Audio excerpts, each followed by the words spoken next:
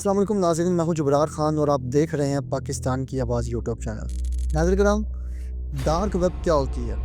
इसका नाम सुन के हर कोई शख्स क्यों एक ऐसे वहम और एक ऐसे डर के अंदर मुब्तला हो जाता है कि डार्क वेब पे नहीं जाना, डीप पे नहीं जाना और बात की जाती है उस इंटरनेट की जो आजकल चल रहा है और स्टक भी हो रहा है। मैं आपको जिसे कहते हैं लेटेस्ट न्यूज़, मैं आपको लेटेस्ट न्यूज़ देने वाला हूँ कि डार्क वेब के ऊपर इसमें कोई डाउट नहीं है, यहाँ पे बच्चे भी सेल हो रहे हैं और पाकिस्तानी बच्चे सेल हो रहे हैं $1500 का एक। मैं सारी हकीकत आज इस वीडियो के अंदर खोलने वाला हूँ और यकीन करें इसमें कुछ ऐसी बातें भी हैं कि जिन्हें जब मैं सोचता हूँ तो एक बार कपकपी हो जाती है कि ये क्या हो रहा है, क्या ये इंसान ही कर रहे हैं। और जो पाकिस्तान में इंटरनेट स्टक हो रहा है कि फ़िश खा गई जी, वो फलानी व्हील खा गई, it's a political statement. Reality इससे बहुत दूर है।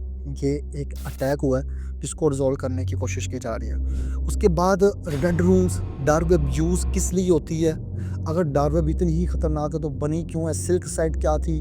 मैं आज डार्क वेब का पूरा ऑपरेशन करने वाला हूँ। आज के बाद आपको डार्क वेब का नाम सुनने के बाद आपके ज़हन में कोई सवाल बाकी नहीं रह जाएगा। सबसे पहले बात की जाती है डार्क वेब बनी कब? ये वेब है क्या? इंटरनेट है क्या? ये जो हम इंटरनेट यूज़ कर रहे हैं ना, पहले आप ये समझ लें, जिसे हम कहते हैं सरफेस इंटरनेट, ये 100% का 3% 5% है। इस सरफेस इंटरनेट को जस्ट जैसे ये मोबाइल आपको दिया गया, क्यों दिया गया? ताकि आपको ट्रेस किया जा सके। इसी तरह सरफेस इंटरनेट एक हुक डाला गया है, यहाँ पे आप जो भी करोगे वो ट्रेसेबल है।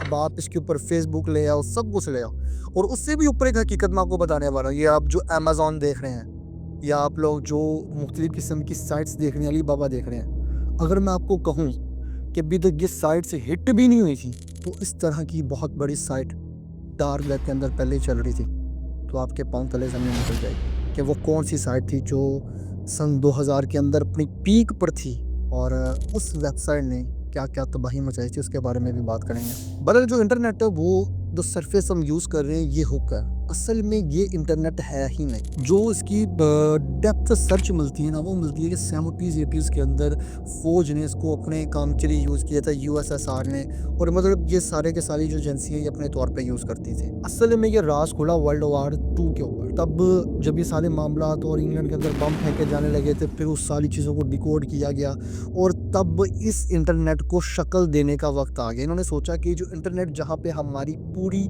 सिक्योरिटी है, इस सिक्योरिटी को हम लीक नहीं कर सकते, तो इस सिक्योरिटी को लीक ना करने की वजह से इंटरनेट दिया और ऊपर सरफेस इंटरनेट दे दिया कि पूरी दुनिया सरफेस को यूज़ करे और हम अपने सारे सिक्योरिटी डाटा को अंदर रखें। अब आप कहेंगे यार ये थोड़ा कन्फ्यूजन हो रही है, इंटरनेट पे सिक्योरिटी नहीं है, अभी तो आप इस सदमे से बाहर नहीं निकले हैं। मैं भी आपको अगला सदमा देने लगा हूँ कि अगर वहाँ पे ये चीज़ें नहीं इंक्लूड, तो फिर ये डार्क वेब के ऊपर कैसे सिक्योर है? पहले मैं आपको बता दूं कि टीम बर्नर्स-ली और सीआई का ये प्रोजेक्ट था, लेकिन जो MK अल्ट्रा है ना, इसने इस पे काफ़ी ज़्यादा काम किया। अब मैं MK अल्ट्रा क्या है, ये एक अलग वीडियो है, इसके ऊपर भी डिटेल में हम कभी बात करेंगे। और ये जितनी भी आपको इल्यूमिनाटीज़ और ये जितने भी लोग नज़र आते हैं ना, ये सारे के सारे यूज़ कर रहे हैं डार्क वेब को, और ऊपर दे दिया है कि उन्होंने लॉन्च कर दिया www। नीचे कैसे यूज़ हो रहा है 1% v3x, इस तरह कर करा के .onion, यानी कि आपको वो एड्रेस याद ही नहीं रह सकता। और इसको इस तरह डिज़ाइन किया गया जैसे आपको प्याज का पत्ता है, उसकी एक लेयर उतारें, फिर नीचे दूसरी, फिर चौथी, फिर पाँचवीं। जो इस वक्त डार्क वेब है ना, यहाँ पे आप ट्रेसेबल हो ही नहीं। और जो सरफेस वेब है, वो आप आए दिन देख लो, किसी की वीडियो को पिक्चर लीक होती है तो वो कितनी आसानी से मिल जाता है। लेकिन यहाँ पे एक मैं आपको एक बात बताना चाहता हूँ, आपको पता है टिकटॉक हर कोई शख्स यूज़ कर रहा है, और टिकटॉक ने ऑफिशियली, अगर आप उसका एग्रीमेंट पढ़ो, वो कह रहा है कि मैं आपका डाटा यूज़ कर सकता हूँ, मैं आपके मोबाइल के अंदर आके किसी को कॉल कर सकता हूँ, मैं सब कुछ कर सकता हूँ। और फिर बहुत साल पहले USA के ही एक एजेंट ने लीक कर दिया था कि ये आपके LEDs को भी मॉनिटर कर रहे हैं जिसके ऊपर कैमरा भी नहीं लगा हुआ। लेकिन ये दुनिया की सारी एजेंसीज कर रही हैं। ऐसा हो सकता है अभी अगर मैं जो रिकॉर्डिंग कर रहा हूँ और आप मुझे देख रहे हैं, हमें भी कोई अभी वॉच कर रहा हो, ये हो सकता है, और हमारी बातें सुन रहा हो। तो यहाँ पे अब आप कहेंगे जी हमें इतना समझ आ गया कि डार्क वेब के ऊपर डाटा सिक्योर करने के लिए रखा गया, तो अगर डाटा सिक्योर करने के लिए रखा गया है तो फिर इसको इतना डेंजरस क्यों बना दिया गया? हमारे ना ये दुनिया में एक रूल है, ये जो बिग प्लेयर्स मार्केट में बैठे हुए हैं ना, वो चाहते हैं कि आप आगे ना बढ़ें। वो हर उस चीज़ को जो आपके काम की है उसको डेंजरस बना के आपके सामने रखते हैं, ताकि जब तक आपको समझ आए तब तक वो उसमें किंग बन चुके हैं और फिर आप उस किंग के अंडर काम कर रहे हैं। अभी जो ऑनलाइन डार्क वेब है, आपके जो आपने क्या बच्चे सेल होते हैं, आपने कहा जी जिस्म के अज़ा काटे जा रहे हैं, जिस्म के अज़ा बेचे जा रहे हैं, ड्रग हो रहा है, बीटीसी में ट्रेड हो रहा है, ये सब कुछ फिर क्या है? और जो बच्चे किडनैप हो रहे हैं, क्या ये वही बच्चे सेल किए जा रहे हैं? और लड़कियों को, लड़कों को, नौजवानों को पकड़ के उनके जिस्म के अज़ा काटे जाते हैं और उसके ऊपर उनको पेमेंट लगा रहे होते हैं, इसकी उंगली काट दो, इसकी फलानी चीज़ काट दो। और मैं इसके ऊपर अगर सीरीज़ भी बनाऊंगा मैं डार्क वेब के ऊपर, तो आप यकीन करें मेरा ख्याल है कि मुझे 1 महीना चाहिए और कंसिस्टेंटली मैं वीडियो बनाता रहूँ, तब भी डार्क वेब में जो हुआ है वो ख़त्म नहीं होगा। इतना कुछ हो चुका। मैं आपको छोटी सी एग्जांपल देता हूँ, हमारा नादरा है, पाकिस्तान का नादरा। आपको पता है इसका डाटा जो है वो डार्क वेब के ऊपर सिक्योरिटी के साथ रखा हुआ है, क्योंकि सरफेस के ऊपर सिक्योरिटी नहीं है मेरे भाई। जो वो बी वेबसाइट का यूआरएल है www.abc.com, आप इसे क्रैक कर सकते हो, इसके अंदर घुस सकते हो, इसको पूरा ट्रेस कर सकते हो, लेकिन जो भी डाटा डार्क वेब के ऊपर आप उसको ट्रेस नहीं कर सकते। मैं इसके ऊपर भी बात करने वाला हूँ कि अगर आप डार्क वेब को एक्सेस करते हैं तो आपके साथ क्या होगा, कि बहुत डेंजरस बात है जो मैं आपके साथ करने वाला हूँ। आप पूछें क्या मैं कभी गया हूँ? हाँ, मैं तकरीबन 1 से 2 बार मैंने एक्सेस की है। क्या माजी में कभी हमारा कोई हैकर्स ने अटैक किया? आप छोड़ दें, छोटी कंपनियों को छोड़ दें, माइक्रोसॉफ्ट का अपना डाटा हैक हुआ और एप्पल का अपना डाटा हैक हुआ। पाकिस्तान के अंदर HBL, अलाइड और इस तरह के हबीब जो हैं ये बैंक हैक हुए हैं। और इतना ही नहीं, 19,000 जो पाकिस्तान के कार्ड्स हैं ना, ATM कार्ड्स वगैरह, वो हैक हुए थे 6 नवंबर 2018 में।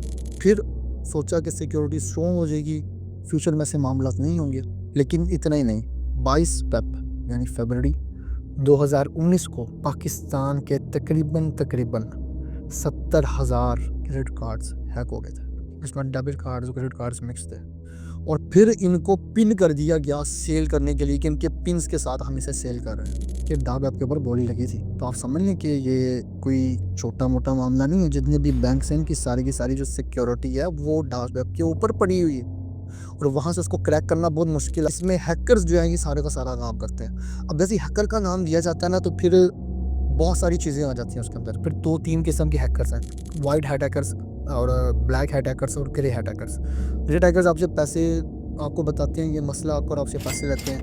वाइट जो हैं वो एजेंसीज के लिए काम करते हैं, चीज़ों को रोकते हैं, और ब्लैक जो है वो ये चोरी चकारी करते हैं शॉर्ट। तो फिर हैकर्स वहाँ पे जाके अपनी स्किल्स दिखाते हैं और फिर पैसा कमाते हैं। आपने कहा जी अपनी BTC की बात की, जहाँ पे सब अड़े हुए हैं, जहाँ पे सब ये कह रहे हैं जी BTC के बारे में बताएं। मैं आपको बता दूं, आपको याद होगा 2011-12 के अंदर BTC में पंप आना शुरू हो गया था। सिल्क रोड एक डार्क वेबसाइट थी जिसके ऊपर इसकी ट्रेड इतनी ज़्यादा हो गई थी कि जो BTC है वो इंक्रीज होना शुरू हो गया था। इवन की जब दराज वेबसाइट देखते हैं ना, या दराज पे आने से पहले इसका पूरा स्ट्रक्चर इस तरह का।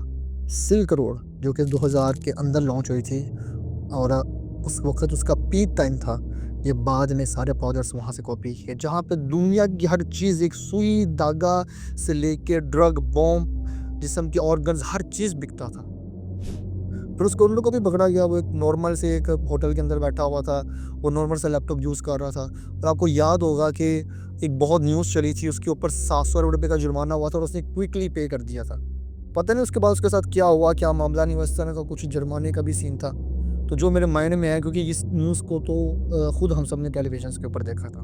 डार्क वेब जो है वो आपको समझ आ गया। फिर जो रेड रूम्स ये क्या, और ये जो बच्चों के साथ मैं अब जुमला नहीं बोलना चाहता कि जो काम जिसे हम हरासमेंट कह सकते हैं, आई होप आप अंडरस्टैंड कर गए होंगे, बच्चों के साथ $1500 का एक बच्चा, कसूर का चाहिए, लाहौर का चाहिए, भाई वेबसाइट्स बन चुकी हैं। आप इमेजिन कर सकते हैं कि क्या हो रहा है। अभी भी अगर आपको ये बात समझ नहीं आई तो मैं आपको थोड़ा सा और एक्सप्लेन करता हूँ। बहुत सारी वीडियोज़ यूट्यूब पे पड़ी हुई हैं, अगर आप जाएँ और जाकर देखें कि लोगों ने गले काटे हैं, उंगलियाँ काटी हैं, और पता नहीं क्या क्या किया, और उसके ऊपर ट्रेड किया गया। लोगों ने कहा मैं इतने डॉलर्स देता हूँ उसके साथ ये करो, मैं इतने डॉलर्स देता हूँ। 6 माह के बच्चे के साथ रेप किया गया। अब वो इतनी दर्दनाक कहानी है कि उसको अगर मैं सुनाने बैठूँ तो वो तकरीबन मुझे 25 मिनट चाहिए। और उसके ऊपर आप डू यू इमेजिन कि वो वीडियो आज तक बिक रही है। आप सोच सकते हो कितनी खतरनाक। और जितना भी इलीगल माफिया इसको ऑन किया गया डार्क वेब के ऊपर, और ये तब ऑन हुआ जब इसको लाया जा रहा था सरफेस वेब को, तो कहते ये हैं कि ये इनके हाथ से लग गया, लेकिन बिजनेस भी तो हुआ ना। तो बिजनेस कहाँ गया? बहरहाल ये बात एक अलग है। इसके ऊपर डेप्थ के अंदर अगर आप कहते हैं तो मैं इसके ऊपर सीरीज़ भी बनाऊंगा कि किन किन बच्चियों के साथ क्या हुआ, जो बच्चे किडनैप होते हैं उनके साथ क्या होता है, क्या वाकई डार्क वेब के अंदर सेल किए जाते हैं। सारे के सारे प्रूफ आपके सामने रखूँगा, फैसला आप करेंगे। बाप ने 25 साल तक बेटी के साथ ज्यादती की, डाटा बेचा गया। ये दिल दहला देने वाली कहानी है। अब जो पाकिस्तान के अंदर इंटरनेट स्टक हुआ है, मैं आपको इसके बारे में भी बता दूँ। ये भी एक अटैक हुआ है। जो अटैक है ना, इस अटैक को कहा जाता है DDoS अटैक। शार्क ने आके उसी जगह पे आके आपको स्टक करना है। अब ना समझ लें पाइप है, उसके अंदर डाटा गुजारा है। जब उसके अंदर रैंडम डाटा स्पीड के साथ गुजारा जाएगा, अगर गुजरने की जगह नहीं होगी तो डाटा स्टक होगा, जिसकी वजह से ये मसला आता है। और फिर ये यहाँ से सारे कंप्यूटर्स के अंदर फैल जाता है। एक वायरस था जो स्टैक इंटरनेट के नाम से था, वो पूरी दुनिया में फैला दिया गया इसराइलियों की तरफ से, और फिर ये करता ईरान के न्यूक्लियर पावर प्लांट तक जा पहुंचा। फिर उन्होंने जब रिवर्स इंजीनियरिंग की, उन्होंने फाइंड आउट किया तो वायरस को डील किया। मैं यहाँ पे ना आपको एक शॉकिंग न्यूज़ है। शॉकिंग न्यूज़ ये है कि पूरी दुनिया में जो बेस्ट हैकर्स हैं ना, वो आपको ईरान और इसराइल के मिलेंगे। इसके अलावा किसी मुल्क का नाम नहीं आएगा, इवन कि अमेरिका का भी नहीं आएगा। सबसे बेस्ट हैकर्स इन दोनों मुल्कों के अंदर मौजूद है। हर शख्स को ये लगता है कि डार्क वेब के ऊपर पोर्नोग्राफी को प्रमोट किया जाता है, जो कि आप सरफेस वेब पे भी देखते हैं। दुनिया में सबसे ज़्यादा सर्च होने वाली वेबसाइट्स हैं, और पाकिस्तान पहले नंबर पर था, अब तकरीबन दूसरे या तीसरे नंबर पे है। और ये हर एक ने कभी ना कभी सर्च की होती है। सबको लग रहा था कि सिर्फ यही पीक है ज़िंदगी की, लेकिन इससे ऊपर की जो हकीकतें हैं वो डार्क वेब के अंदर टेस्ट की जा रही हैं। ये सारी की सारी चीज़ें, इसके ऊपर हम सेपरेट वीडियोस बनाएंगे ताकि आपकी अंडरस्टैंडिंग बिल्ड हो। आपके अंदर जो सवालात पन पड़े हैं ना, उन सवालात के जवाब आपको मिले। वो इसी सूरत में हो सकता है कि आप खुद सर्च करें, और ये बात जहन में रखते हुए सर्च करें कि ऐसा कुछ सर्च मत करें जो आपकी जान को ख़तरे में डाल दे। क्योंकि आपको और मुझे अभी भी कुछ लोग देख रहे हैं, सुन रहे हैं, और इस चीज़ पे फोकस कर रहे हैं कि ये लोग क्या सर्च कर रहे हैं, क्यों सर्च कर रहे हैं, और इनके साथ क्या करना है। अल्लाह हाफ़िज़।